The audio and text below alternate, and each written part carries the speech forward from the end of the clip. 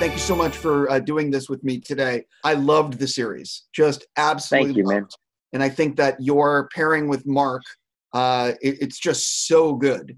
And I really, there's so much I want to get into, but I actually have a few other questions I want to start with, because you're known, the subject matter you tackle is, it can be heavy, it can be deep and serious. And I want to sort of maybe throw a little, I want to try to get you to laugh a little bit, or you got it. throw out some, do a little bit of other stuff. So do you remember your first movie or TV show crush? My first movie or TV show crush. I mean, dude, it had to be the $6 Million Man or Lou Ferrigno, the Hulk, man.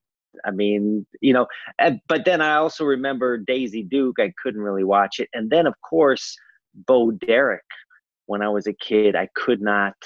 I remember watching like 10 would come on TV, and I'd be watching TV with my parents. And just the fact that her last name was Derek, I couldn't. I just could not. I couldn't move. I was frozen. I was frozen under the Afghan blanket on my parents' couch, just so embarrassed, mortified that she was running down the beach in slow motion. And there's something about slow motion when I was a kid, like $6 Million Man running in slow motion, and that sound, that that was, and her on the beach. Those are formative memories on the screen for me. The other thing is, of course, that, I mean, the other things you were watching as a kid, nothing had slow motion like that. Exactly. I think it's step printing slow motion, a lot of that. I don't think that's in-camera slow motion. I think that's a lot of that is like Phil Solomon, to bring up one of our film school references. Rest in peace, Phil Solomon. Yeah, 100% with that. I was really shocked to hear that he had passed on. Yes. Is there a TV series that you would love to guest write and direct? Or an episode? Yeah, like one episode of a TV series.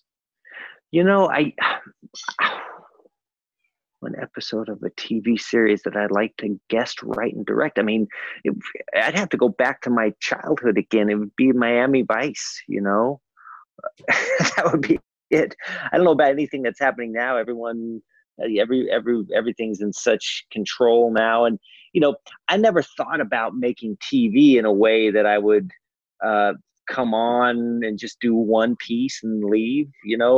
That's why this whole series to me was, I wrote and directed every episode, and it was an extension of the films I had been making and unified voice. But I can see, there's so many great TV shows that have multiple voices adding to them. I just don't necessarily know how I would do that.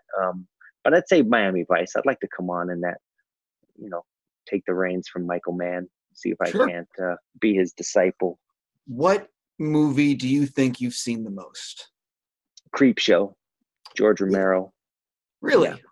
That was the first movie when I was maybe 7. My brother turned 9, and on his 9th birthday, my parents rented a VCR.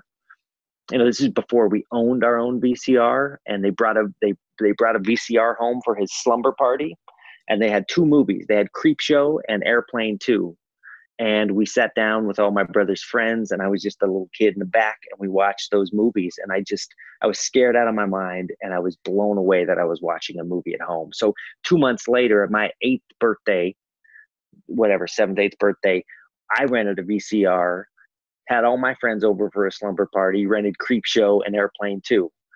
About 4 months later, April comes around, my family bought a top loader VCR, and we got a subscription to HBO. And what was on?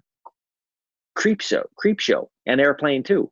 And so I put in a tape on the slowest mode, the 6-hour mode of the tape, and recorded those 2 movies. And literally my 4th grade year, when I was in 4th grade, I watched Creepshow every day after school. I brought a different friend home every day after school, and at 3:30 in the afternoon, watch Creepshow, put in the tape, watch Creepshow, until I had, I was 30 kids in my class. So after 30 days, I was all alone, and I was just addicted to that movie. My 4th grade year, just watched it repeatedly. Have you ever thought about doing like a horror movie? Oh yeah. Oh yeah. I mean, in fact, I know this much is true. I got to exercise a little bit in episode 4.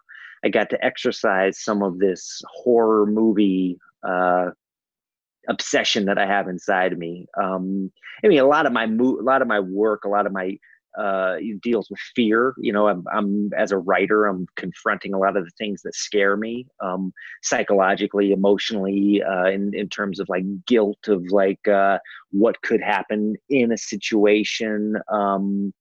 You know, and this feeling of responsibility. And so, you know, as a family member, so I put all of that into my movies, and I'm making movies about people, but I have this gene inside of me that goes towards horror movies. And that as a kid and as a young adolescent, it was horror movies. I mean, the second movie I've probably seen more than anything is Evil Dead 2, Dead by Dawn. And, you know, those movies, Texas Chainsaw Massacre, all of the other, you know, Romero films, Toby Hooper movies, you know, and then the Dario Argento films, I just watched on just repeat. And then I discovered Scorsese. and and that changed when I was like 15, 16. I think Goodfellas came out, and that then all of a sudden became my Bible. And from that moment forward, I pinned a picture of Scorsese above my bed, and used to literally, you know, worship Scorsese my whole rest of my adolescence. And that kind of filmmaking, Scorsese opened the door to everyone else for me, to, you know, to Cassavetes, Charles Burnett, just so many other filmmakers that then I became obsessed with. But I still have that horror movie, and I do have one that I'm writing. You know, we'll see if I have the courage to make it. I was going to say, it would be very interesting to take your filmmaking style and bring it and have the horror movie sort of in your space rather than you going to the horror movie space. You know what I mean? Well, it is. I mean, you said in episode 4 of I Know This Much Is True, there's this moment where he gets out of his hospital bed. And I mean, that whole episode to me is a bit of a horror movie. But yeah, the thing with horror movies is I always thought that they were aesthetically, you could do anything in them, right? The playbook was wide open for a filmmaker making a horror movie. I mean, look what Dario Argento could do. Look what Sam Raimi does in Evil 2. I mean, that's one of the extreme cinematic experiences still I've ever seen. You know, Evil Dead 2, Dead by Dawn is only a movie. There is no other translation. There's no book you could read that would give you that same experience. It is hyper highly cinematic. And so that's what I think that was one of the things that I loved about horror movies. And all of my films that I made as like a teenager and a high school student were always horror movies. You know, the very first movie I ever made was called The Bat Movie, and it was about a rubber bat that attacks people. And so it's so interesting because in another reality, your filmmaking path is so different. It is. You know? It is. Talking about Phil Solomon, I had a movie that I wanted to do, a vampire movie in film school, and I brought Phil the idea, and it was going to be a vampire movie called Suck. And I told it to him. I went to his office hours, and he basically told me if I made that, I would embarrass myself and I would embarrass the school, and that as a filmmaker and as an artist, I had to get more serious about my ideas. And we sat down, and I went to his office every day and learned from Phil. He taught me how to tap into what this kind of the surface of the story that I was trying to tell was all about. And so I renamed that movie Raw Footage, and it was about capturing this traumatic moment on a home video camera, and this kid who captures this tragic moment of his family, like the Zapruder film or something, that affects his who he is as a young man growing up. Phil helped me tap into that. So I think it's Phil Solomon's responsibility. He steered me away from my horror roots. Yeah, I'm thinking all about that. Yeah, I think that a lot of people, I think, maybe don't know what film school. I think a lot of people nowadays think that they can do, and some people can make movies without going to film school, and others go to film school. I think maybe that's one of the examples of what you get out of a film school is a mentor, shaping you when you're not 100% where to go. Sure, absolutely. I mean, every artists, need mentors. There's apprentices in every field. You're going to be a, car mechanic. You need to learn from someone. There's always a wizard. I mean, Luke Skywalker had Yoda. We all need someone, if we're lucky enough, to guide us. For some people, that's our parents. That's another figure in our life, and I think that's. Yeah, it's crucial. I mean, Phil was definitely a father to me of cinema. We made totally different movies. I mean, he made experimental avant-garde films that dealt with memory, and I think I was really influenced by that. Phil, I talked to our mutual friend Jim Helton quite often, who has I met in film school, has been editing my work for 20 something years now, and we all talk about Phil is like our Jiminy Cricket. He's our conscious. He's on our shoulder. And even though Phil has passed away, Phil still talks to me. He's like Wrath of Khan. He's wormed himself inside my brain in a beautiful way. And anyway, if anyone has not seen Phil's movies, I think they're out there on Vimeo or something. But he's made some beautiful films. 100%. I remember watching I could go on another thing. So jumping into why I actually get to talk to you today, this is a project that other filmmakers have been trying to tackle since like the 90s. I think Jonathan Demme was looking at it. Who else? Jim Sheridan. A few people were looking at it. And I don't think this material could actually work as a 2-hour film and be as effective. Do you think that you having 6 episodes to tell this story is really what was able to crack this material? Yeah, absolutely. I mean, if you just look at the size of the book, I mean, when I first met with Mark back in 2015, he had actually, Wally Lamb had been, who had written the book, had been involved in, as this author involved in Hollywood and all these adaptations, trying to get it made for all these years. And Gina Prince Blythewood was involved too at one point, and she's such a great filmmaker. And they could have all done really interesting things, but I think that just the challenge that they probably faced was just scale. It's just too much.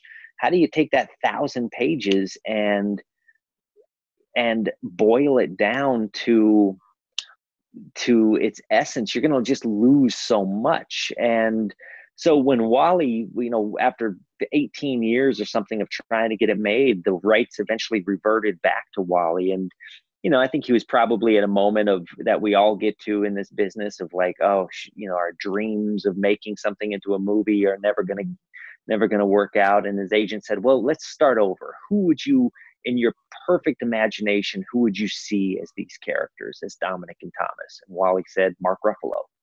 And his agent said, well, let me reach out to Mark. So she reached out to Mark, and Mark said, oh, I'd love to read it. So he read Wally's book in a weekend.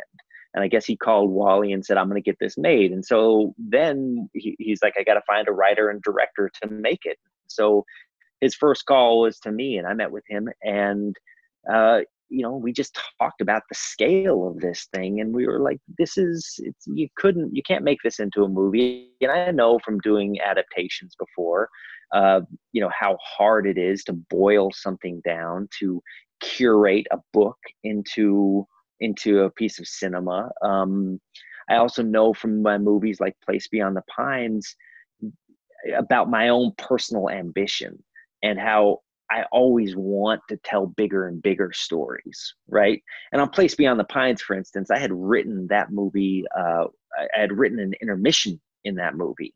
There's the moment where you get Ryan Gosling's story, then you get Bradley Cooper's story, and then there was supposed to be a title card that said intermission.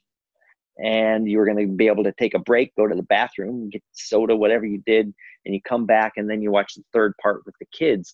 But that wasn't realistic in the marketplace. And I'm not, I don't have the cachet of Quentin Tarantino to be able to release a movie with an intermission, right now. So, so I had to change that intermission title to 15 years later. And I had to truncate that movie to be able to fit inside 2 hours and 20 minutes. And I love the cinema, as I know you do. And I love going to the movies. It's like going to church, it's a very, very, it's a sacred place. But unless you have a franchisable universe, it's hard to tell a more expansive story. I think movies now are like a perfect place to tell a story like Moonlight or something, right? Or like Brokeback Mountain, or Blue Valentine. Those are movies that were like, look at Brokeback Mountain, was a 27-page short story that expanded perfectly into a feature-length film because you could expand from it. So Mark and I immediately talked about, like, we don't have enough runway. We don't have enough canvas in a movie theater to do this. So let's, I'd been thinking a lot of years about doing something long form for television. And I love the idea of being able to live with characters for longer. And, because I always felt like the characters in my movies were like my friends. And I felt like for audience members too, they would be their friends. And so the idea of making this series where you got to know somebody, a person, people, but mostly this character Dominic, and got to really know him as intimately as you could know like your best friend or a family member, and that he would enter your home every Sunday night for an hour and you'd get to spend time with him, that he could actually be a living, breathing, tangible human being in people's lives. And that's what the movies always meant so much to me. The characters in movies always felt like I knew them.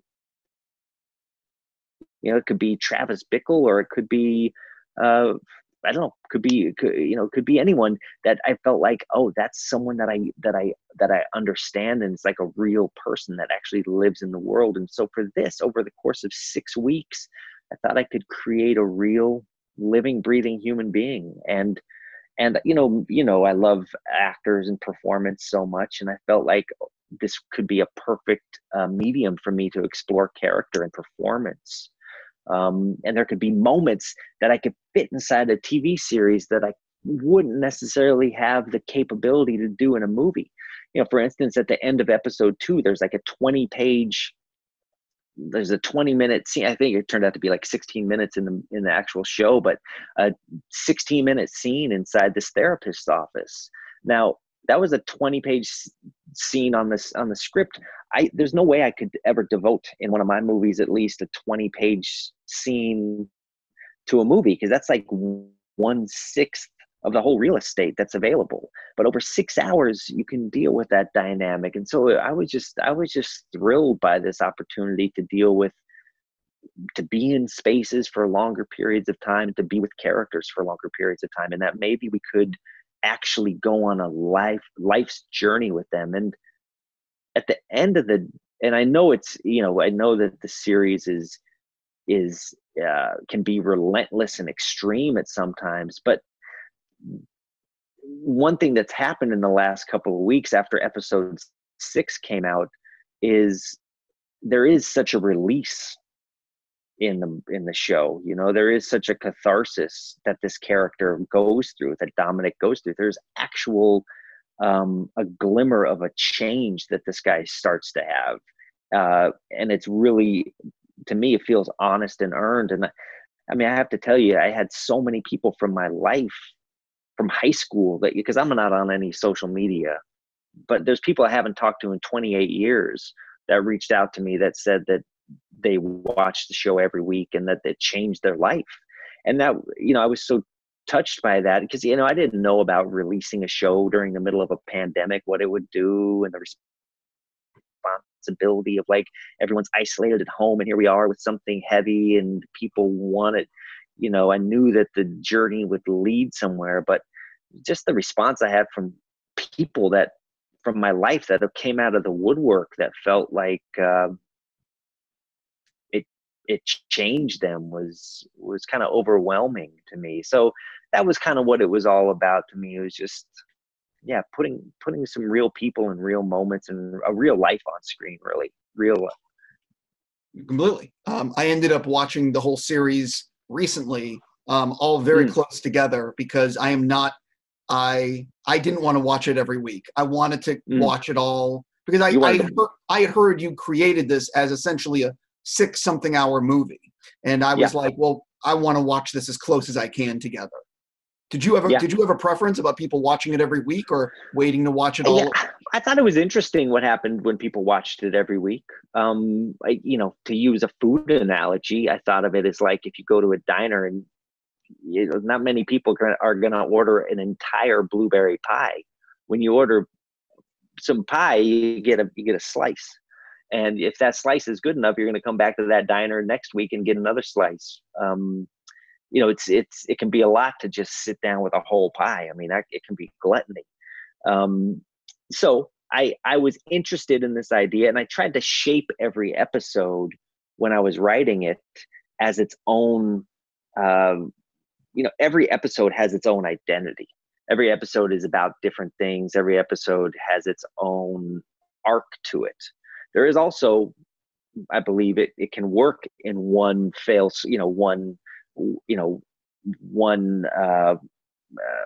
gluttonous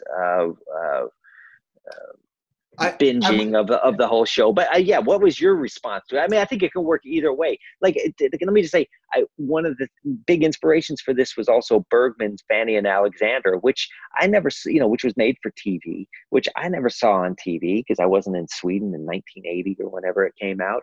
But I saw it at the Film Forum a couple of years ago, and the way the Film Forum released it in their revival of it was they showed part 1 and 2 in one day, and then some other parts on another day. And so I got to watch it in pieces, and I thought I really enjoyed like coming back to it. It's also something about dealing with literature and film are two different formats, but there's something that a novel has, right? It has moments of reflection, right? You can put down a book and go to bed and consider it and wake up in the morning and then pick it up again and start again. There's this idea of the chapters which allow you to reflect.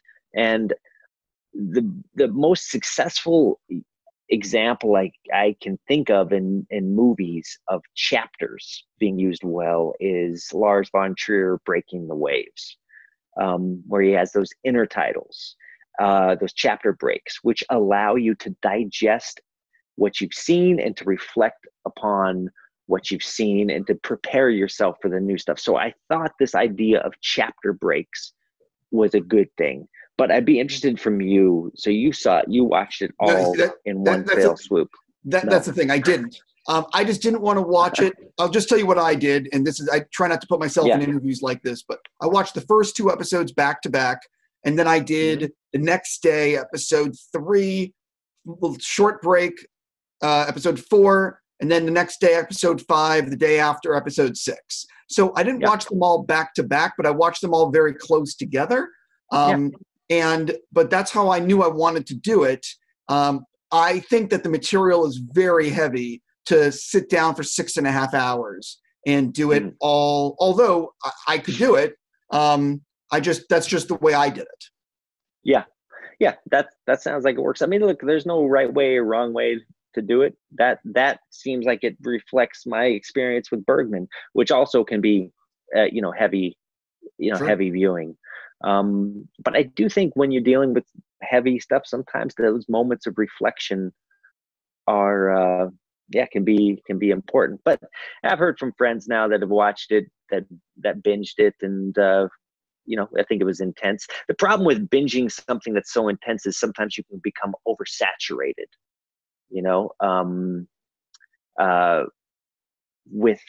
with some feelings. And I think there's no way, I don't know anyone who would ever sit down and read the 1,000-page book all in one sitting. it's a lot. It can be a lot to take in. So I think space is good. And I think it's one of the, I was excited to sign this deal with HBO too, because they were just, on one hand, just so great to work with, but I also really love, their programming model. I love how, the I don't want to say the old school approach, but I love how things are unveiled week after week. I don't know, it brings me back to a nostalgic place of my childhood of not being able to wait for that next Knight Rider episode to come out. Sure. Listen, I love HBO. I think what you're saying, though, and something I've noticed is I like going to museums. And I have found that I can't spend 8 hours at a museum because I just lose sight of the brilliance in front of me. I'm just saturated too much with the paintings and the everything. So for me, a few hours and then I need a palette cleaner and then or palette cleanse, whatever. That's just for me, Yeah, totally. You go to one wing, you go visit the Renaissance wing or something, and then you take a break, take a time out, come back later. Completely. I also, listen, I think I love that HBO does it every week because there's something to binging, but I do like the ability to talk about it throughout the week. But look, I got a ton of fucking questions, so let's jump into some other stuff, which is in the writing process, when did you guys realize that, when did you realize you wanted it to be 6 episodes? Was there ever talk of 4 or 8, or was it sort of like write it and then let's see where we're at and we'll figure out the episode count? We pitched them 13 episodes. But that was my very broad strokes. That was almost my adaptation of the book, chapter for chapter in the book. That was my early breakdown of what if we were filming the book would be. And HBO came back and they said, "Can you do it in 6?" And I said, let me think. And so I took about 6 months to think about how I could do it in 6. And they told me, they said, "Look, we love the book, but we want this to be yours." And I had a meeting with Wally and I talked to him, Wally Lamb, and I talked to him about it. And he said, "Derek, I love your movies. I trust you." He was like, "The book is the book. It'll always be the book. Make this yours." And so I got permission from HBO and I got permission from Wally to make it my own thing. So I spent that 6 months imagining what a 6-hour version of this would look like. And, and it was I didn't quite make 6 hours. I got 6 hours and 20 minutes. Sure, exactly. Because that last episode's a little long. But I thought it needed to be longer because the resolution, I didn't want the resolution to be cheap. I didn't want the resolution to just be a nice bow that tied itself together. I wanted to really have time to experience this kind of glimmer of hope. And if you look at Wally's book and his ending of the book and my ending of the show, they're different. There's a lot of resolution in the last chapter of Wally's book, and I felt like it was going to be too much resolution, too much of a bow that in a book it would work because you'd spent these months reading this book, or however fast or slow you can read, and it would be fulfilling at the end of the book. But when you're watching a linear movie happening in real time, there's too much resolution. Dominic becomes like a gazillionaire because he's related to Ralph Drinkwater, and he gets all this, money from the casino, and he ends up adopting Joy's baby because she died and had HIV, and him and Dessa get back together for sure, and then he turns his grandfather's house into a battered women's shelter. There was so many things that were happening at the end that I thought I looked to my favorite movies and thought about resolution in my favorite movies. And I looked at films like Five Easy Pieces, which has to me one of the greatest endings, or a very similar film in tone, Manchester by the Sea, which ends on a glimmer. right? A suggestion of change, a suggestion of where a movie can lead to. And I had, ended Place Beyond the Pines and Blue Valentine in a similar way, where it's an open ending. It allows the audience to still be a part of the story when the credits roll, and that the audience can kind of project their own, at the end of I Know This Much Is True, we're not sure if Dominic and Dessa get back together. And I love the fact that the audience they can project their own hope into that relationship and their own dreams. And it just reminds me of what happens at the end of, those movies that I love so much. Look at the end of The Thing. If you want to go back to horror movies, John Carpenter's The Thing. They're just going to stay there until the fire burns out. And you can know what's probably going to happen to those two guys, and what's going to happen to the world when springtime comes and the rescue parties come back, and probably that disease is going to travel to the rest of the world. But none of that's in the movie. We, as an audience, we make up that in our imagination. So I think the audience's imagination in cinema and in television is a very, very valuable tool and asset. And as an audience member, before I was ever a filmmaker, I try to always remember what the experiences of being an audience is like, and what I love about being an audience. Completely. I think that's one of the reasons why the series works so well for me, is that that it isn't Hollywoodizing, if you will, Dominic. And he's all of a sudden having these dramatic revelations. He obviously has gone through a lot, and he's not going to have an instant change to anything. Yeah. He's what I mean. But I want people to watch who have not. But I'm very curious. Yeah. So you released something at 6 hours 20 minutes. How long did you have? A much longer first cut of all these episodes, or was it very tight to what you actually released? Yeah, it was pretty tight. I mean, the cuts would range anywhere from an hour and 20 minutes to an hour and 5 minutes. Our first cuts of every episode. Just like my first scripts for every episode were around that same, they were, always 70 pages, 65 to 80 pages, something like that. And then I would, I was able to condense or curate the scripts. And then in the editing, we were able, we edited this thing I was shocked that we got it done, honestly, Steve, because as you know, with Jim and Ron Patain, who I work with all the time, and, editing, we're slow. Some people would say slow, other people would say thorough. But I shoot a lot of footage, and on this, I shot 2x 35 millimeter film stock, and we shot 600 hours. And wow. One of the things that Jim wow. and Ron and I, our motto on set was let's keep Kodak in business.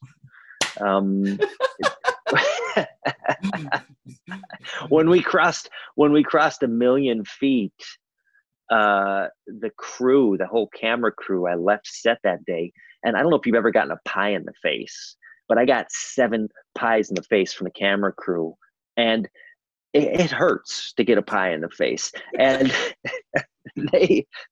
I couldn't tell if it was love or aggression, but I was bleeding. Because those aluminum pie tins, they actually can cut you. Anyway, so I was bleeding through the cream. Anyway, so we shot a lot of film, and one of my disciplines in the editing room, and Jim and Ron and I have always done this, is watch everything, because we believe in gold, in the discovery of gold as we're editing. And so we watched, I wrapped shooting after 115 days of shooting in October, and we had HBO had wanted us to deliver and have this on air in April. And I sat down with the editing team, and we brought on some new editors. We brought on Malcolm Jameson and Nico Lewin, and we had a great VFX post team.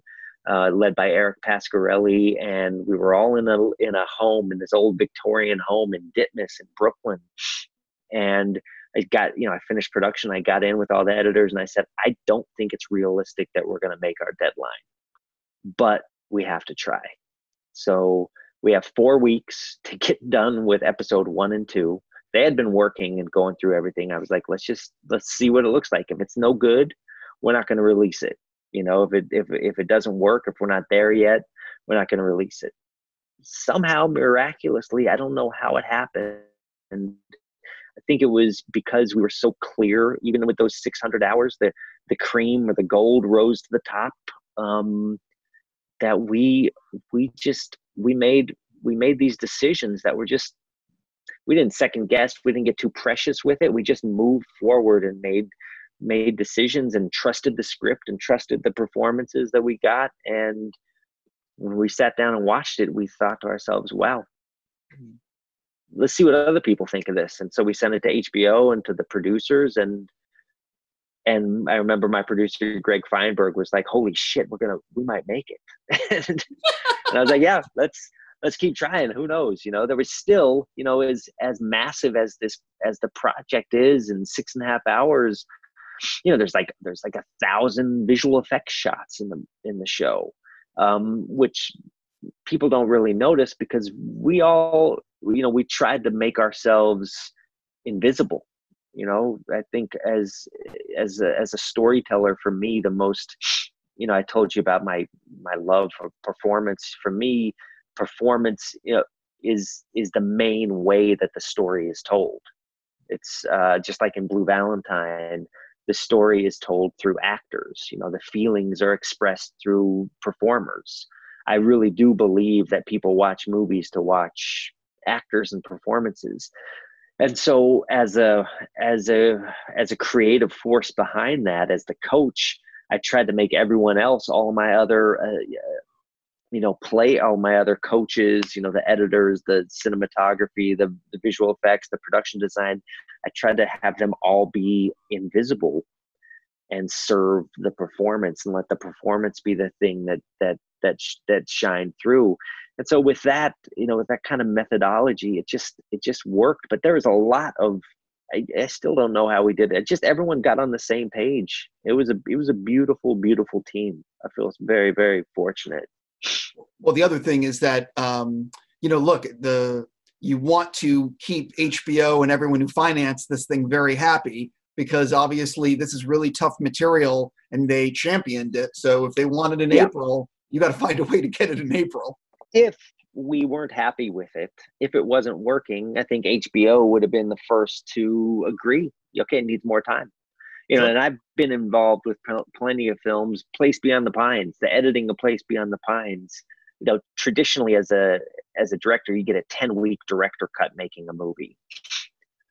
After 10 weeks, I hadn't even watched all the footage of Place Beyond the Pines yet. I didn't actually show my first rough cut of Place Beyond the Pines for 6 months. The financiers were on ice for 6 months. And they showed up to a screening of Place Beyond the Pines, and I was a little late because I'd been working all night, and I'll never forget, I walked into the screening, and on the screening room was a slate that the well-intentioned assistant had put on that said, Place Beyond the Pines, first rough cut, total running time, 3 hours and 32 minutes. And so here was my financiers who had waited for 6 months. They had never waited that long to see a rough cut. And now my rough cut was 3 hours and 30 minutes. And it had to be a 2 hour and 20-minute film. I think they were all preparing to fire me. But when they saw it, they realized they realized the potential of it, I guess. And they stuck with me and let me finish my process. And so I think the same thing would have happened with HBO. They're so artist friendly and so collaborative. They just kind of set out a goal for us. Like, can you make this, can you hit this bullseye for us? And we were just able to. And I think it just goes back to, maybe Jim and Ron and I, and the addition of Malcolm and Nico, we just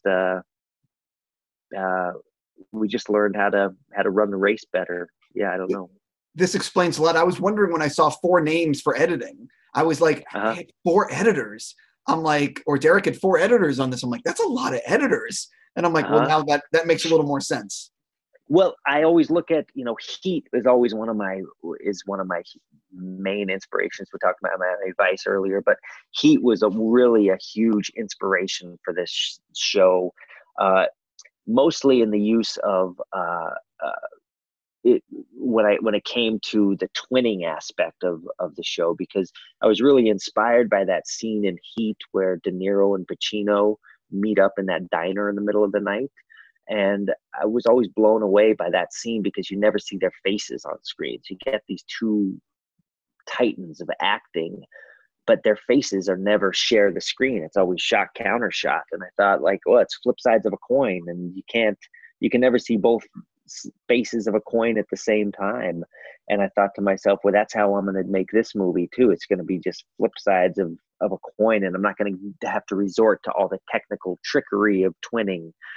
Eventually I adapted that and changed it. But anyway, Heat, I think there's 5 editors on Heat. So there's a way to edit and get a lot of rooms going and still maintain a vision. And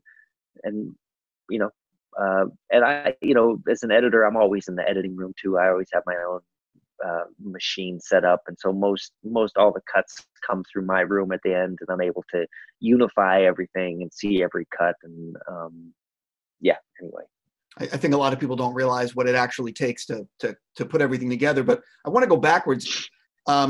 Was there discussion about shooting digitally at all, or were you always, this has to be film? And when you're shooting that much footage, that has to be a cost. That's not cheap to shoot that much footage. No, it wasn't. It was a discussion, and it's always a discussion to shoot. And the assumption, more often than not these days, is that people will shoot digital.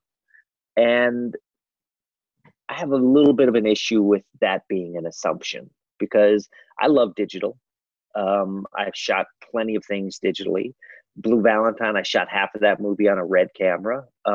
But that format was a choice. I believe in using the digital format to as a tool to better tell your story or better express the story that you're telling. And I think it's a choice. Now, all these years ago, like I heard, I don't know, people would come out and declare film is dead. And that always just rubbed me so the wrong way, because film is irreplaceable. And I'm not saying it's the only format. Like I said, I love digital, but for this, this story takes place in the 90s, in the 80s, 70s, 60s, 50s, 40s, 30s, 20s, 10s, right? Pretty much the whole 20th century. And in none of those decades, in none of those eras, was there HD. If I was to shoot on a format of any of those eras, it would have to be, for the 90s, some kind of SD video, some standard def video. And when I shot the 70s, it would have to be like whatever William Eggleston shot Stranded in Canton on. And what would end up happening for me is I'd have to choose different formats to illustrate the different times, when film was a constant throughout all that time. Film was around for the entire 20th century. And so I thought film was a way to unify all of our time frames. I didn't want to differentiate between the time frames. I didn't want to have anything except the production design change in these time frames, because a lot of it is about history and memory and a place, and you get to see, this home that Dominic grew up in. You get to see his grandfather actually building that home. And so I didn't want that to be that far removed, because it was only 30 years before Dominic was born that he was building that house. And so I wanted to unify it, and I thought that film could really unify it. And HBO, and beyond that, also as a filmmaker, I believe in the power of film creating an urgency on set. There's something with digital, depending on what camera you use, but you can shoot and shoot and shoot and shoot on digital.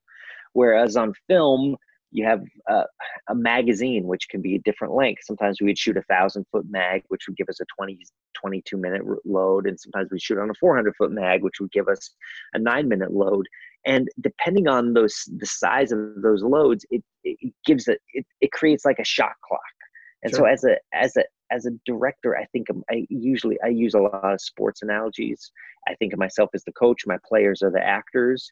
And so if I have a 9-minute shot clock and I have my actors come into a scene, they know they got 9 minutes on the clock to get something done, to get some points done. And to me, it raises the angst on set. It's like a stick of dynamite. To me, film is like dynamite. You light the fuse and you got this much time, and the fuse is almost out. It's almost out. You better get something before it's over. Okay, and on digital, on Blue Valentine, when I shot digital, I was shooting like 45-minute takes. In fact, there's not as much urgency on digital. In fact, one moment Ryan Gosling actually fell asleep during a dinner scene in Blue Valentine. For real, I got footage of him falling asleep because digital can find I think digital can find the erosion of moments in a beautiful way. Film can find the spark. And so, I brought it to HBO. There was a cost issue. HBO was a little bit on the fence about it. They would have rather initially that I shot digital. And I said, well, let me just shoot a test for you. And so we shot a test. We got an Alexa and we got a Arri 2perf35, and we put the cameras right next to each other and we shot the same test with both cameras. And we tried to make both cameras look the best they could, right? And we made a split screen and we made this reel to show HBO and just said, pick which one you like better. And it was unanimous, at least for the story I was telling. I'm not saying for everything, but for the story I was telling, film was clearly, undeniably the winner. I will say one thing that happened. There was one thing I realized on digital and film was I was shooting my friend Gabe Fazio, who was Mark Ruffalo's acting partner, in all the twinning scenes. And I was shooting this test on film and on digital of him, and he was leaning up against a bridge. And on film, it was the shot of this guy leaning up against a bridge. And on digital, I noticed that there was an army of about 10,000 ants crawling on the the architecture of the bridge and walking towards Gabe.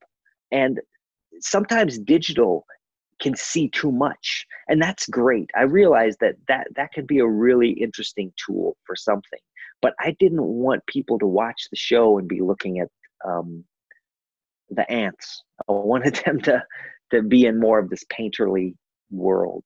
No, completely. I've recently watched some stuff in IMAX laser projection, and I was sitting next to the director, and after the screening ended, I do a screening series in LA, and we showed something that was a number of years ago, came out 10 years ago, and he said, that's the clearest I've ever seen the movie. Like, as in, you might make different choices if you know it's going to be that clear. Yeah, sometimes, again, when we start talking about the imagination of the audience, to see everything can strip something of its mystery, I think. It can lose a little bit of the mystery. And what I love about filmmaking is that mystery and this idea of the persistence of vision. And when you're watching a movie or a TV show shot on film, you have this magical shutter.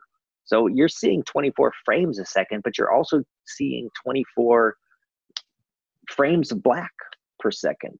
Your brain chooses not to see those, right? The flicker of the shutter. But it's still, it activates your brain in a different way. And there's just something about 24 frames a second film, shutter degree, shutter angles that does something to our subconscious, and I wanted to tap into that. Completely. I want to touch on episode 5 specifically, if you don't mind. Can you actually? Sure. Yeah, I got you. Yeah. Oh, I just want to make sure. Are your earbuds dying? Can you hear me? Yeah, it's okay. I put on the speaker. Yeah, you got me? Yeah. Are their earbuds dying? Damn Apple. They are. Yes. Yeah. I want to specifically talk about episode 5 because I haven't read the book. And so when that episode happened and you go back in time, I was A, not expecting it, and B, it was so well done. But that's also, you're making something like that on a budget. So how did you pull off that transporting backwards in time to everything you did in that episode? Yeah, that was a very important element of the story for me. As you know, in my past work, I've been dealing with this idea of legacy a lot, and familial trauma and the things that get passed on throughout the generations. That's what Place Beyond the Pines was all about. And I was, I have an Italian-American heritage. And it seemed like every Italian-American movie that I had seen dealt with like the mafia, or wise guys in some way. Some of my favorite movies, Goodfellas, Godfather, it's all mafia Italian. But growing up Italian, that wasn't true to my life. And my wife, who has Italian heritage, that wasn't true to her life. And Mark Ruffalo, who has Italian-American heritage, that wasn't true to his life. We didn't grow up with gangsters. We grew up in Italian-American households, and we grew up with something a more specific version of this kind of training of masculinity within that culture. And it was something that we, for Mark and I, we carried with us into our adulthood, and we were really,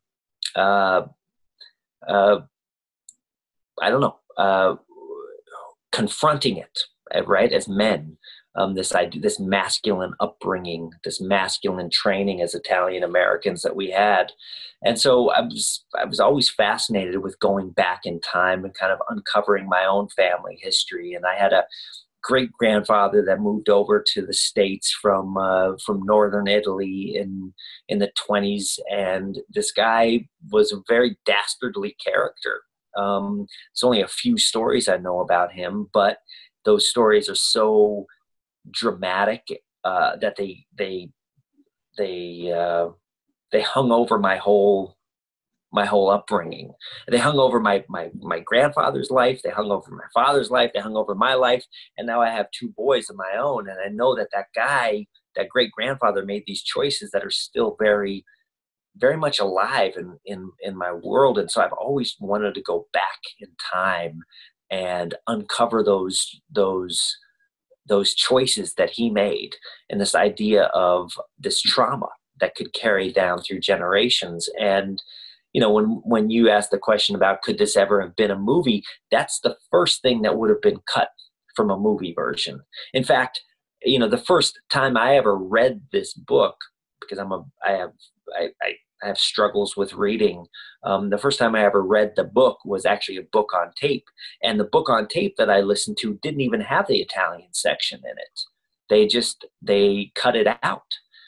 It would be the first thing that people would want to cut out. But to me, it seemed to be one of the most interesting parts of this character's kind of search for wholeness in himself, is to kind of break this cycle of, it's recognized as a curse in the story, but what that really is family trauma that's passed on through the generations. And so so to execute that, the first thing I had to do was find actors who felt like they were from another time, and I had no idea who I was going to cast in that role. And then I saw Matteo Garoni's Dogman with Marcello Fonti.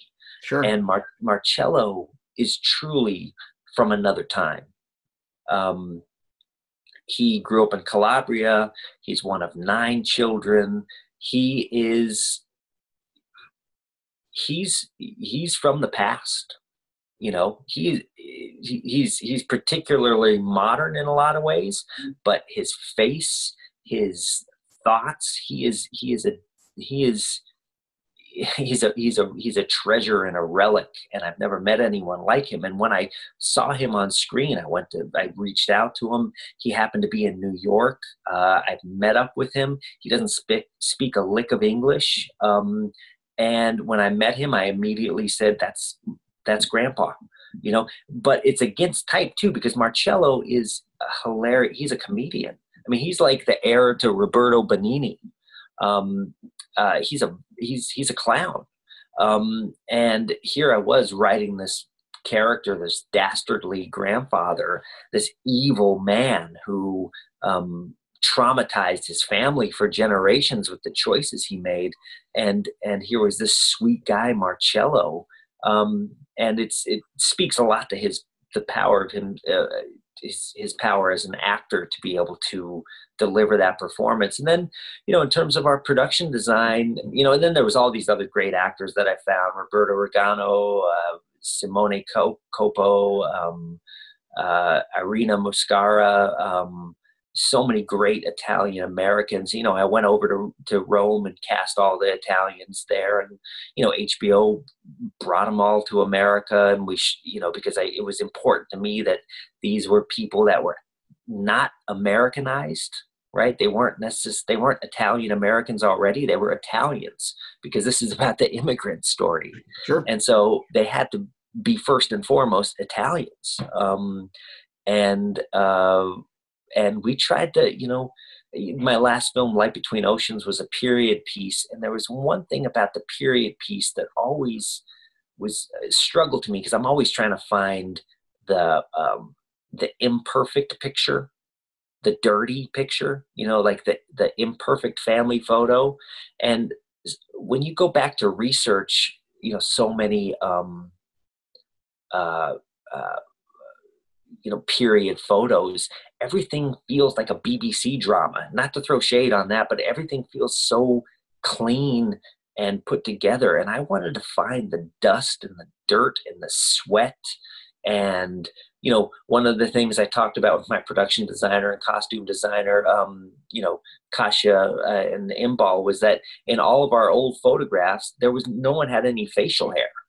And I thought to myself, well, I want to make a movie about the primal human experience. And these people should be, you know, they're almost like the cavemen version of our characters later on, and the primal versions of this Italian American upbringing. And so we just tried to make it as raw and as dirty and as sweaty. I mean, in fact, we were shooting one scene when, you know, Domenico goes and gets his brides at the cousin's house. Sure. And we were shooting that in the middle of the summer, and we had air conditioning in there for the crew to keep everyone sane. And I was just like, there was no air conditioning in 1915. When this scene is happening, we have to kill the air conditioning. I'm sure everyone there is like, I'm going to fucking kill Derek. They hated my guts, but the actors were so sweaty for real and uncomfortable and raw. And as a crew, we were too. And when I make things, I'm very much like people have called me a method director. I believe in experience. And, you know, the crew, they might have been mad at me at that moment, but I think they all look back at that moment as one of the great times. Sometimes hard moments that you go through become like the greatest stories that you tell. But that was the kind of authenticity, I guess, that we were going for, is, you know, let's go back in time. If we're going to be back in time, there's no air conditioning back in time. Let's live it as closely as we can. And then I was lucky enough to have actors who were just so on board with that, and would settle for nothing less. Honestly, if I was to try to, you know, Marcello is so hardcore that if I would try to Hollywoodize it for him, he would have rejected me and lost all respect for me. So I had to I had to provide him a true experience. I'm curious, when you're writing, how are you thinking about the visual style of how you want to tell the story? How early on are you thinking? Because with this project, you worked with a lot of close-ups. There was a lot of close-ups, and I loved it. But I'm just curious, when did you know that's how you wanted to tell the story using close-ups? Are you thinking about that in the writing process, or is it when you're, when the script is done? I'm addicted to close-ups, first off. All of my films are pretty much consumed with close-ups because I just feel like I can't get, when I'm in a room with actors and things are happening, I just want to be in there with them. I just want to be, I read one time that John Ford said that the most interesting landscape is that of the human face. And, and I try to balance my close-ups with some extreme wide shots too, to just give you a sense of environment. And Sergio Leone is like one of the great examples of this kind of visual dynamic of close to extreme wide. And I've always tried to live in that space. I'm not much of one for being in a medium shot. When I see a medium shot, I don't know, it just looks a little bit, I don't know. I don't know. I guess it feels regular to me or something. And I don't know. I part of my whole deal with performance is I want to put people under a microscope. I want to put actors under a microscope. And so when I'm writing, I watch the movie in my head every day. This was one of the disciplines I learned when I was trying to make Blue Valentine for 12 years. Right, 12 years. I write Blue Valentine in the daytime. And I think to myself, I'm going to be shooting this movie in 3 months. 3 months would come up and I wouldn't be shooting the movie. And so I started to discipline myself with just watching the movie in the screen of my mind.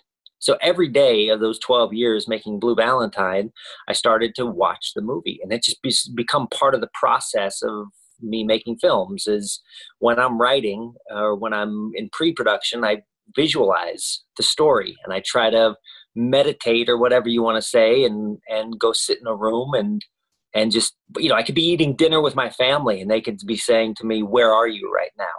And I'm just watching the movie.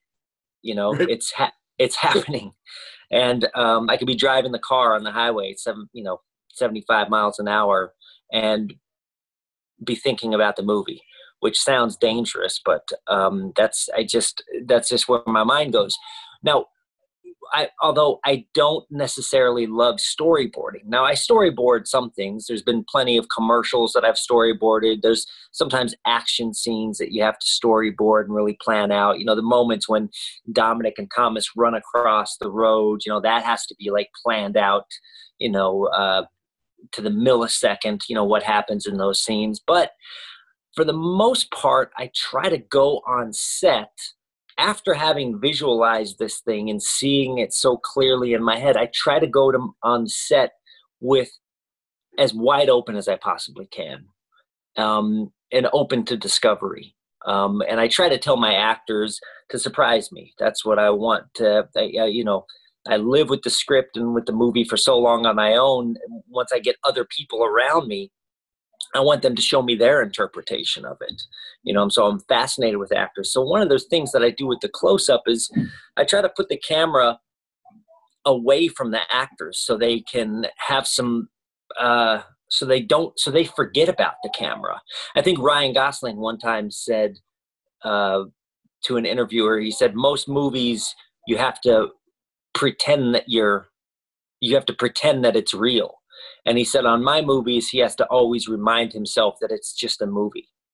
So I try to put the camera in a place where it's not going to be obtrusive with the actors, but it's just like a loving friend that's in the room, observing and witnessing and experiencing with the actors.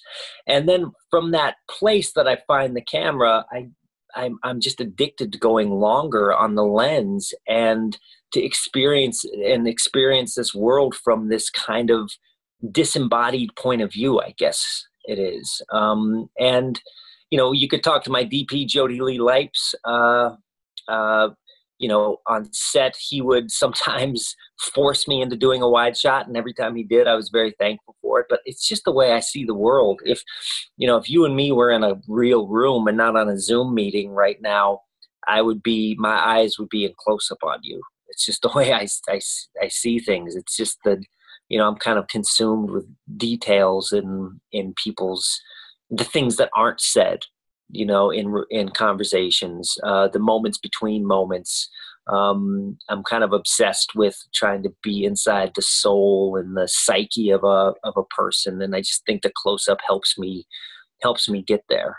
Sure. What about, I've spoken to a bunch of filmmakers, and sometimes they have, obviously multiple cameras shooting a scene. And then, I talked to Roger Deakins, and he talks about how it's just one camera on set, no matter what movie he's making. Blade Runner, you name it. It's just one camera where he places it. Yeah. So how often are you having multiple cameras in a scene, or is it just usually one camera at all times? It depends on the scene, and it depends on the project, the film that I'm making. Now, there's certain, I've shot, for instance, Blue Valentine, the story of Michelle and Ryan falling in love was all shot with one camera, handheld, one lens, one point of view. The second part of that movie, the part of them falling out of love, was about individuals. It wasn't about this union of two people coming as one into one camera. It was about these people being separated in their space with two cameras. And so I shot that with two cameras, cross coverage, and that became very informative and important. And aesthetically, it allowed me to separate them in the space. And so I did utilize a lot of two camera coverage in this show because I was shooting so much improvisation. Right. And, when I hear that about Deakins, it makes sense, because Deakins feels very, very controlled. Right. And one thing I'm trying to do as a filmmaker is balance control with chaos. Right. And so if I have Rosie O'Donnell and Mark Ruffalo in a scene together, and they're two heavyweight champs, right? And Rosie is a really hard person to fight with, right? Because she's fought with a lot of people. She's had a lot of battles in her life, right? And she knew that character of Lisa Sheffer because she had a social worker that was very important to her in her upbringing, and she has 5 kids, and she's just been in that place. So she knows that story and that character. And she's a comedian, and she's quick on her feet. So I can go into that room, and if I have a camera on Rosie and a camera on Mark, I can get them to explode my script and to find these discoveries that could only happen one time. And if you're shooting these kind of dialogue scenes with one camera, and I've done it plenty of times in my life, you have to kind of build it again in the edit, because you try to rebuild these fleeting moments. And so if I shoot a scene with Rosie and Mark, that's a 10-minute scene, and I shoot for 4 hours with them, and I had one camera, I got 4 hours on Mark, I got to go another 4 hours to get Rosie's side. And some of those little, what I call them is like Halley's Comet moments, the moments that pass by the screen and are so rare and precious that it takes another 80 years to get them again. Sure. If I have 2 cameras, I can catch Halley's Comet at the same time. I can catch both sides of it. Because part of what I do as a director is I really work through actors, right? A lot of my direction, if I want something out of Mark Ruffalo, I don't always tell him what I want. Sometimes I tell Rosie what I want. So when Mark is coming into her office and demanding that Thomas sees a doctor and gets tested for HIV, and he's being really harsh with her, I sense to myself, this is imbalanced. So I'll tell Rosie, are you going to let him talk to you like that? This is your office, right? And that's all of a sudden all that Rosie needs. And then she comes back and fights and attacks him. And so I work that way with actors, but sometimes I need those 2 cameras to get those moments, because you can't, the first time that she will unleash and like the first time that she comes in and like surprises him with like, hey, wait a minute, I'm not I'm not a gal. Okay. A gal is what you call someone's horse. There's only one true reaction that I'm going to get to that. Right. The rest of it is going to be acting, right? Or performance. But Mark's reaction to Rosie saying that the first time is going to be behavior. And so what I try to capture with my camera is behavior. And so 2 cameras sometimes can be very, very, very helpful with that. Mark had to put on some weight. You shot all the stuff with him thin. He has to put on weight. You coming back and filming. When you're carrying that much extra weight, I would imagine a lot of people get in a bad mood because they're not feeling as good because you literally are putting a lot more pressure on your body. Did you notice any sort of change with Mark once you put on that weight? That, you know? But it was the opposite, because here's the thing. Again, this goes to behavior. When Mark and I first talked about these characters, I said, if I don't want to be embroiled in a technical movie, right? If we're going to do this, it has to, and you're going to play twins. Let's think about it. When you're born, when these 2 twins are born, they look exactly the same. They're identical twins, but they have 40 years of different life experience, 40 years of choices and of consequence to their actions. So when we meet up with them, they're going to look different. And Thomas is on these antipsychotic drugs, and the people that I know who have gone through that have put on weight. They put on water weight with the medication. So Thomas, at the very least, is going to be heavier than Dominic. And so Mark agreed to do this process. And so we decided that the best way to do it was to have him as Dominic to lose weight. So he lost like 20 pounds to play Dominic. And, you know, he was on like a strict, like 1,000 or like 1,100 calorie diet a day. Sure. And so he was, you know, the expression hangry. Yeah. He was hangry all the time. And that added to Dominic's angst, right? That added to this kind of alpha male, just uncomfortable quality that he had. And it was from day one, he was on with that, you know, so the physical thing changed his performance. And then one other thing I started to do with him on set was I started to ask him to do push-ups. And Mark's a good guy, so he just goes along with it. But after, you know, I was doing like a phone call scene with him and Juliette Lewis, and it wasn't really happening. And so I just said, "Can you do 50 push-ups?" So he dropped to the ground, did 50 push-ups. He came up, he did the scene, and it was actually the cut that made it in the movie. He was like a little out of breath, and he was smoking cigarettes, and his chest was kind of puffed out, and I thought it was so fascinating that it tuned him into this Dominic character who's kind of desperate for breath, and, you know, the traditional male with like the big pectoral muscles. And so that became our go-to for Dominic. Like anytime I needed to get Mark in the pocket with Dominic, I'd have him do push-ups. And there was times when he was doing 400 or 500 push-ups a day, because it was just like, you know, do another 50. And he questioned it at the beginning, but eventually, you know, if he wasn't getting the scene, he would be like, maybe I should do push-ups. And I was like, yeah, I should do it.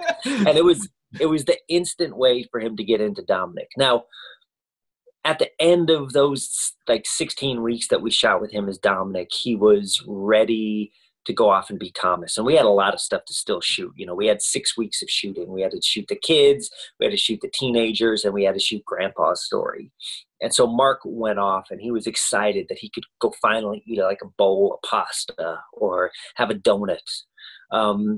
But that lost its luster like after the second day. He became so miserable because his body just wasn't used to all this calories. You know, he went from eating 1,000 calories a day to like 4,500 calories a day. And, you know, he eventually got to the point where he was like, he could only sleep if he was sitting up in a chair. So he was calling me and basically saying, I don't know, D, if I can do this. Why don't I just put on like a fat suit or something to play Thomas? And I just encouraged him to stay with it. I said, look, as much as Dominic's weight loss and hangriness and, push-ups added to that character, Thomas is going to feel a different way. And again, I'm interested in your behavior, not your performance as much. And sure enough, Mark showed up on set as Thomas, and he was like over 30 pounds heavier. And he, we had gotten the scene all set up and we were ready to shoot, and he wouldn't come out of his trailer.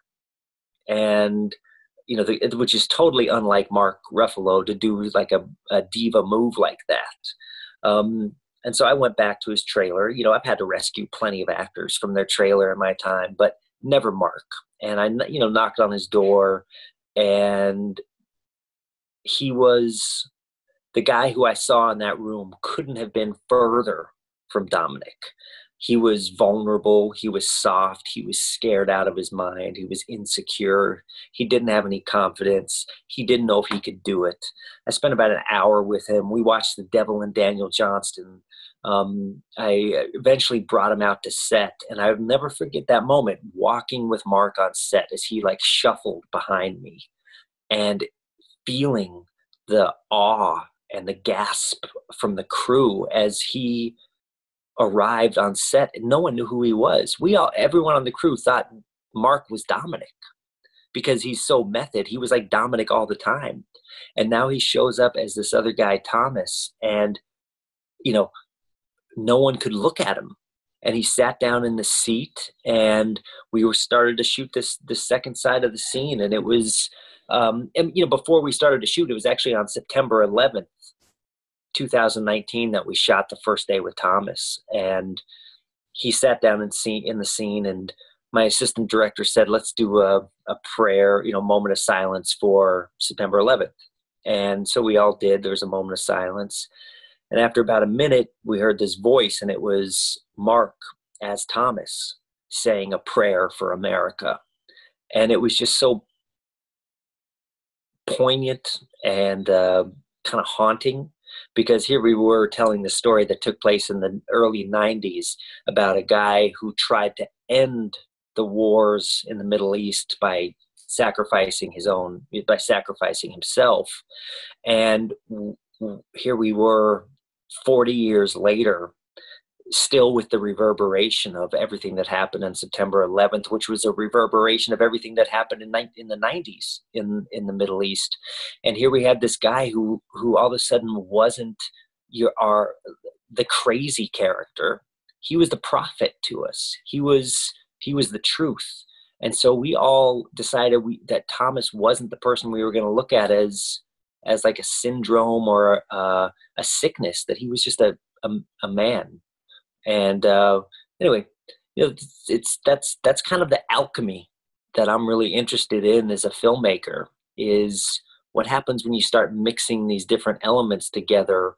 What effect do they have? And I could go into a pitch meeting with HBO and tell them what the movie is going to be, and they could buy it. But then I start this process, and there's this alchemy that happens, and something happens that none of us have expected, and it takes on its own life. And that's my favorite part about being a filmmaker, is to be a part of that alchemy. Sure. The actor, I want to make sure I get the name right. I think his name's Philip Ettinger. Yeah. The one who plays the college student version of Dominic and Thomas. He did a phenomenal job as well. Yeah, he's amazing, amazing actor. I felt like I was working with James Dean, reincarnate. I was really blown away by his work. So I'm curious if you could talk about how you found him and and working with him to do those scenes. Yeah, my good friend Braden King, filmmaker, had shot a movie called The Evening Hour with Phil.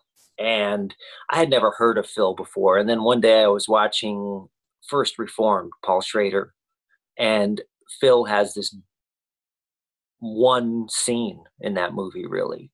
And it was the greatest performance I'd seen in a decade, in that one scene. And I called up Braden, and I was like, is that the guy you worked with? And Braden said, yeah.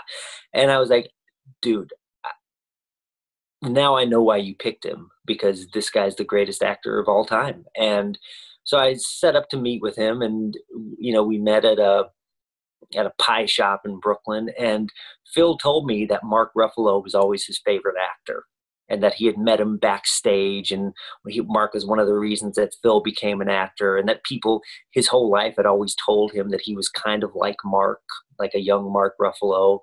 And Phil also, and he's talked about this, that's why I feel comfortable in talking about it, had an older brother that suffered with schizophrenia. And so he knew he had this experience that he could really draw from. And again, part of what I do is in casting is try to cast actors that can be the experts, right, of their own experience, and that they can create these characters that are part them and part the character that I've written. And so there's a little bit of a documentary aspect to it. And so Phil and I talked a lot about his experience of being the brother of someone who was dealing with that, and also his observations of his brother. And his brother ultimately, like, we shot with him. He was like an extra in a scene. He was a great, helpful guy the whole time, and he's doing pretty well right now. And so Phil just was brave enough to draw on his own personal experience with that character. And he was, he was our first sighting of Thomas. Phil was, because Mark hadn't shot Thomas yet. We had shot all the 16 weeks with Mark as Dominic, and then Mark went away, and here comes Phil.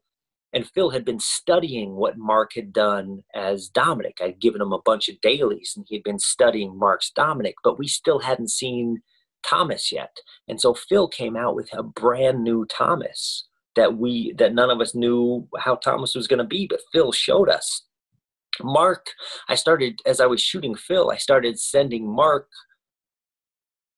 Phil's performance of Thomas, and Mark started studying what Phil did as Thomas to inform his version of Thomas. So it was such a beautiful collaboration that way. And all the actors were so respectful, and it was just a gift, of each other. And anyway, yeah, Phil, he's a real treasure. Like I said, I really did feel like I was working with a modern James Dean. Yeah, I think that one of the things that your film or series does so well is the progression of watching Thomas, the progression of what happens to him. It's not just this overnight thing. It's you can see the illness, take hold, and you know what I mean? You watch the whole thing unfold, and that's one of the reasons it's, again, what you can't accomplish this in a 2-hour movie, and why it's so effective as a series like this. Yeah, for sure. And Phil knew that because he had experienced it himself. So he knew what that process could look like. And so thankful. Phil's a little taller than Mark.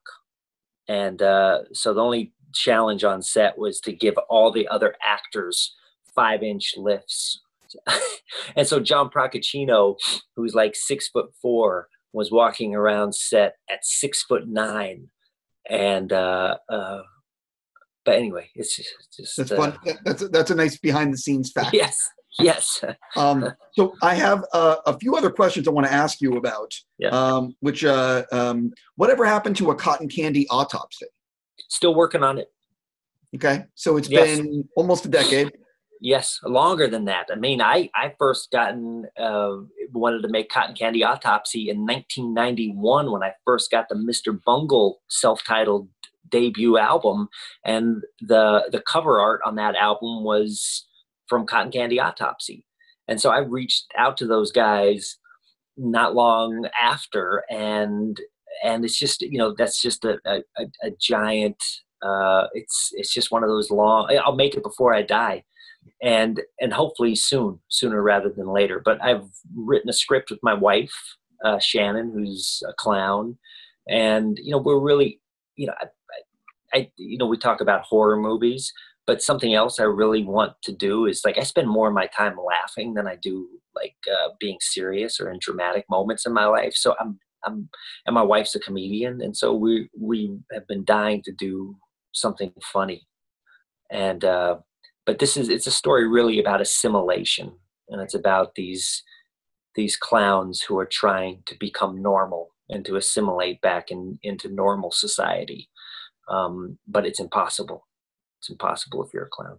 Do you find this would be a movie, or do you think it's more of a series? We'll see. I'm in,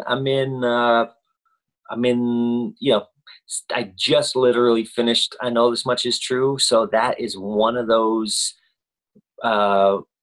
things that's been a film forever in my mind. And I'm right now just open to what else it could be, you know, so we'll see. What kind of life do you think Dane DeHaan went off and led at the end of Place Beyond the Pines?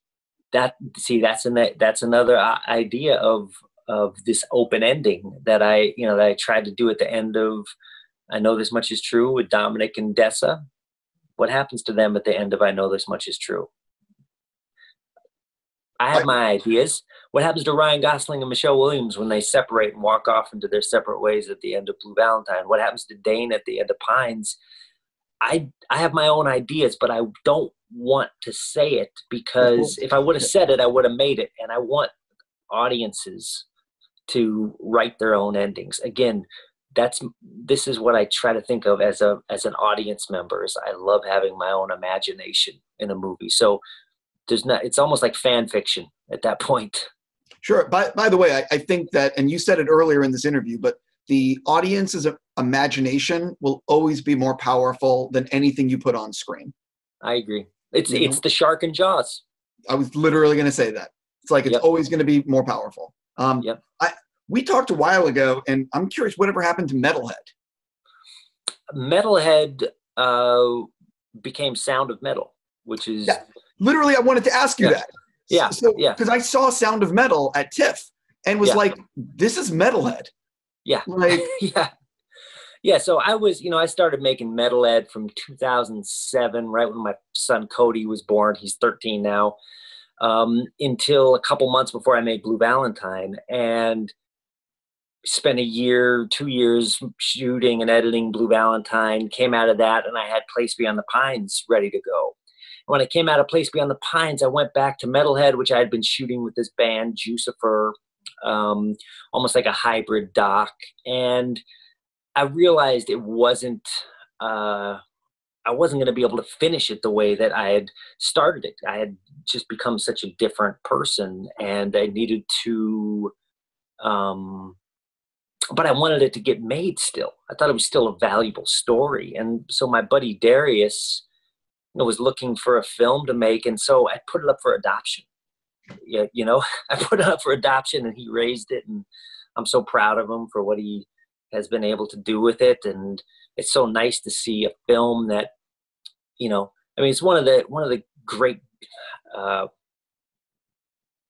one of the things I love about where I'm at in my life right now is the ability to help other filmmakers get their visions out into the world. I've been, Darius has his film. My wife has been making stuff that I've been helping her go with. There's other, younger filmmakers that I've been, trying to mentor. And, I'd really like to not only, because I'm so slow between my movies, by the way, the 4 years between every project. Yeah, basically. Something like that. So, in those times though, I'd love, and I just know what it takes for me to make something. So if I can help other people get stuff going, if I can have ideas, I have a number of ideas. And if other people can take those ideas and run with them, then that's great. As long as those ideas get to be realized, because that was my biggest fear with Metalhead at one point. It's like, is this idea just going to turn into smoke? And so I'm thankful Darius adopted that kid and raised it well. Yeah, I thought he did a really good job at showing what it was like for someone. You've seen it, obviously. Yeah. So I thought he did a really good job visualizing what someone was going through, and I thought Riz did a great job with his performance. Yeah. Yeah.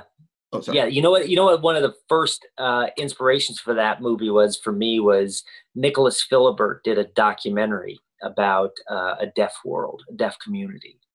Nicholas Philibert, who made To Be and To Have. and then I also think about all those movies I used to watch with brackage movies, like The Act of Seeing with One's Own Eyes and silent movies. Sure.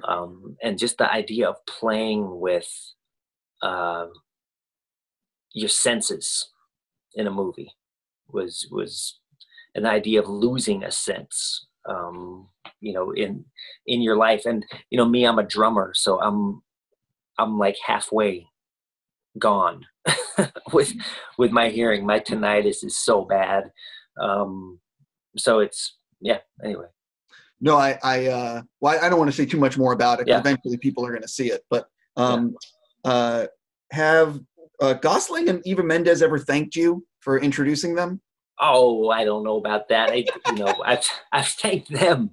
I've thanked them a bunch for sure. By the way, I'm just fucking with you, but being two of the most beautiful people I know, and it was amazing shooting that movie and seeing them together.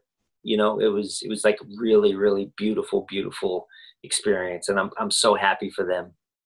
And can't wait to hopefully work with both of them again someday soon. Yeah, I would say that you and Ryan together have been okay.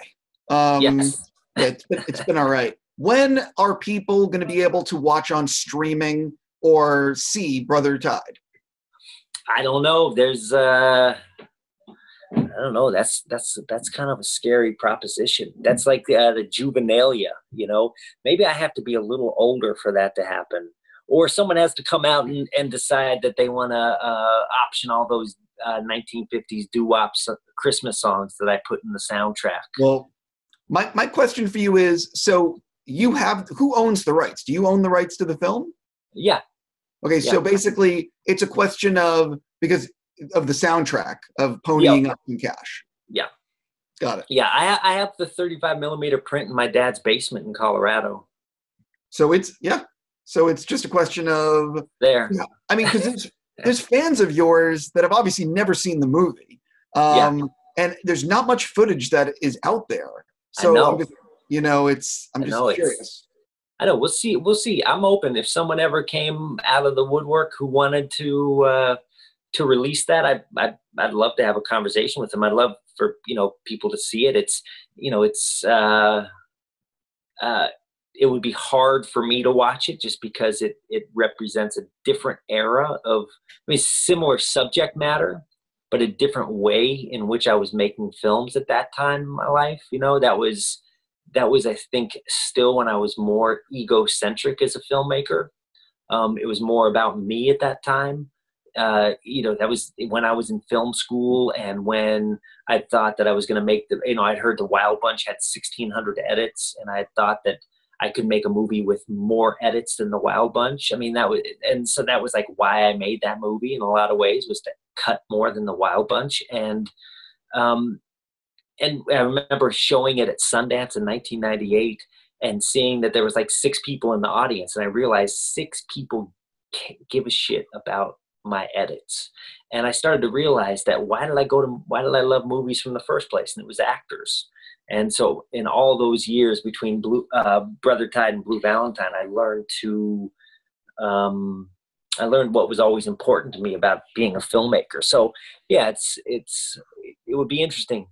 It'd be interesting if someone wants to release it. Yeah, it'd be awesome, I guess. Yeah, I'm just thinking. There's something, if I remember correctly, there was a shot through like a party scene where like the camera's on a dolly going through the party. I could be wrong about this. Yes, there was. Right. Okay. So I'm not mistaken on this, but I remember that shot being like, oh fuck, that is a cool shot. Yeah, there was a lot of shots. We were doing like 70 setups a day on that. I was the DP. We had dolly tracks all over the place. We had like a little, 12-person crew of all of our friends at the film school, and we were just living it, making a family, making a movie. And it was, it took like 4.5 years to put it together. And yeah, it represents a certain time. I think I would probably be ready with people seeing it if someone wanted to pony up. I'm just throwing this out there because one of we have a lot of people that work at Collider, and I asked people for questions, and something that people wanted to know was, HBO is getting ready to do, their series or their limited series of Parasite. And so the question is, of course, if they asked you to do an episode, would you be willing? All depends on availability and time and what I'm doing. I mean, I obviously signed this deal with HBO, so I love working with them. And I have my own projects I'm going to be, bringing to them, and we'll see what happens with those. Yeah, I never say never. It's the difficult thing about jumping into a show that's already like a perfect movie.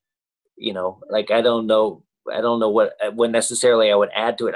I always feel strange about making other people's movies, because I feel like every filmmaker, they make their own choices, and I love to see the choices they make, and I couldn't make their same choices, but I wouldn't want to change any filmmaker's choice that they ever make either. No, I get it. I do. Yeah. I think that Bong has talked about how there was a lot of stuff that he wrote that obviously didn't make the movie. And so it'll be interesting to see, he's very supportive of doing this series. Yeah, well, I'm sure. It's, but this is basically my last thing for you, because we've talked for 17 hours, but I am curious, do you have a lot of scripts in the desk that you want to make? Do you have things that are sort of ready to go? Or do you and also like, obviously you signed the deal with HBO, you can do stuff, but like you just worked your ass off for the last few years. Is it sort of like, I need months to like decompress? Even the things that I have in my desk, and I do have a number of scripts. I have Cotton Candy, I have Empire of the Summer Moon, I have Muscle, I have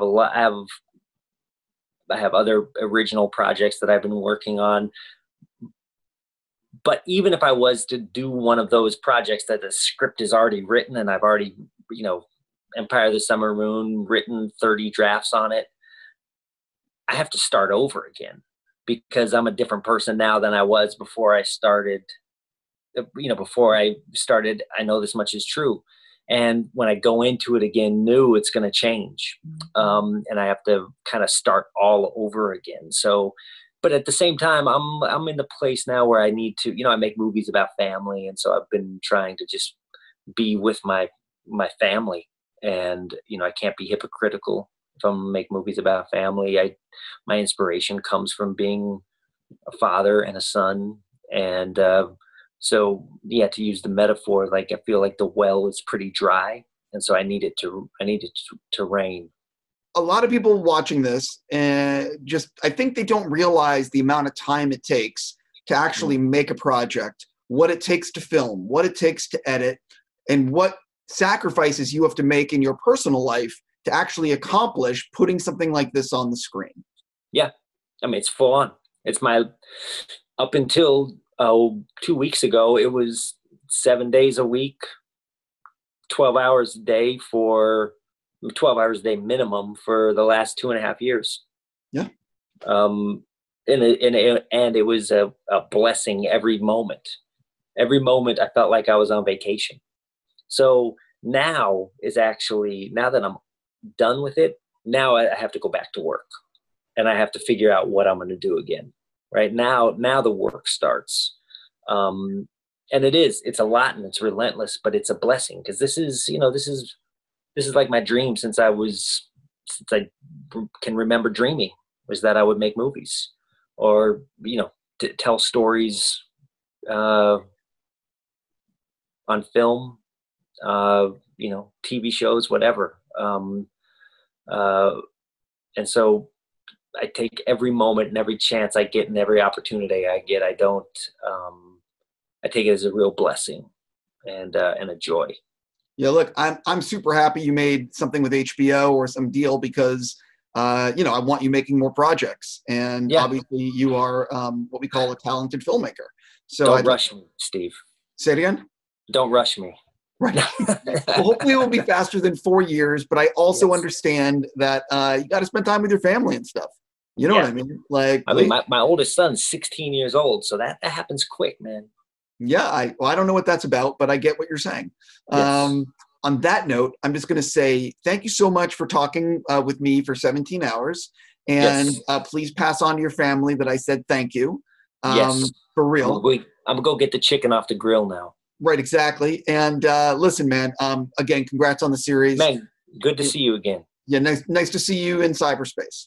Yes. All right. Next time face to face, okay, when the world comes back to something.